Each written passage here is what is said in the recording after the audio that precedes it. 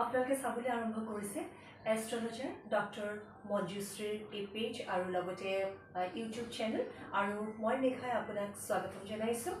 আজি যেহেতু মঞ্জুশ্ৰী বাইদেউ আছে ডক্টৰ মঞ্জুশ্ৰী আৰু বিশেষভাৱে আমাৰ দৈনন্দিন জীৱনত প্ৰায় প্ৰতিঘৰ মানুহতেই বেমাৰ আজাৰবিলাক নুগুচেই। যিমান আপুনি চিকিৎসকৰ পৰামৰ্শ নলওক কিয়, ডক্টৰৰ ওচৰলৈ নাযাওক কিয়, বিভিন্ন ধৰণৰ তেনেকুৱা ট্ৰিটমেণ্ট লয় আপুনি, কিন্তু তাৰ পাছতো দেখোন আপোনাৰ বেমাৰ নুগুচেই।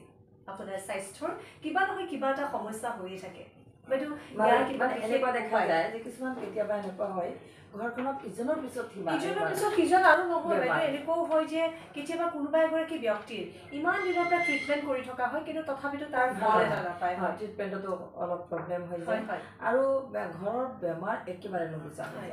এতিয়া ধৰা এজন মানুহৰ এনেকুৱা বেমাৰ হৈছে যে তেওঁ চিকিৎসা বহুত কৰি আছে, কিন্তু চিকিৎসকৰ ওচৰলৈ গৈ সেই বেমাৰটোৰ পৰিত্ৰাণ হৈছে, কিন্তু নেক্সট আকৌ এটা বেমাৰ হৈ গ'ল। মানে এনে অৱস্থাত আমি ভাবিব লাগিব যে আমাৰ ঘৰত যিবিলাক আত্মা আমি যিবিলাক ধৰা আমাৰ ব্যক্তিসকল আছে, প্ৰত্যেকৰে নিজৰ মন আত্মা গোটেইখিনি লগাই আমি ঘৰত বিচৰণ কৰোঁ, ঘৰখন আমি চাওঁ। কিন্তু কিছুমান সময়ত দেখা যায় যে ঘৰখনত যিসকল ব্যক্তি আছে তাতকৈ আৰু এক্সট্ৰা কোনো এটা আত্মাই বাস কৰিছে বা তেনেকুৱা ধৰণৰ এটা ফিলিংছ এটা আহে। কিছুমান ঘৰত গ'লে চাবা যে এনেকুৱা লাগে যে ঘৰখনত অকণমান নীৰৱ নিস্তব্ধ, ঘৰখনত অকণমান ভয় নিগেটিভ ভাইবছ এটা আহে আৰু ফিলিংছটো এনেকুৱা ভয়ো কেতিয়াবা লাগি যায় আৰু ভাল নালাগে, মনটো নবহে, বেছি দেৰি বহিবলৈ মন নাযায়। তেনেকুৱা অৱস্থাত আমি ভাবিব লাগিব যে আমাৰ ঘৰখনত হয়তো তৃতীয় কিবা আত্মাৰ প্ৰৱেশ ঘটিছে আৰু সেই আত্মাটোৱে আমাক কষ্ট দি আছে।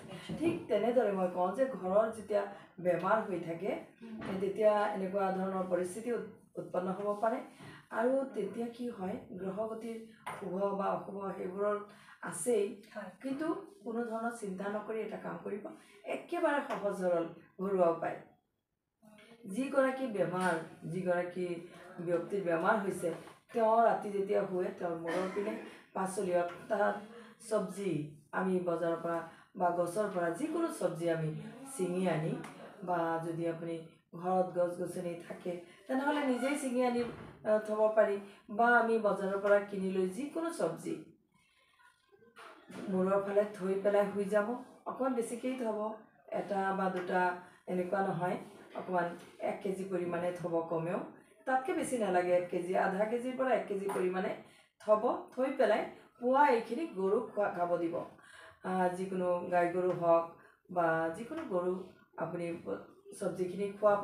এনেদৰে আপুনি 7 দিনমান কৰি চাওক, আপোনাৰ বেমাৰ উপযুক্ত চিকিৎসা পাব আৰু বেমাৰখিনি ভাললৈ আহিব আৰু লাহে লাহে আপুনি আৰোগ্য হ'ব আৰু নেক্সট আপোনাৰ কোনো ধৰণৰ বেমাৰে আপোনাক থিতাপি ল'ব নোৱাৰে, আপুনি আৰোগ্য হৈ পৰিছে। ধন্যবাদ।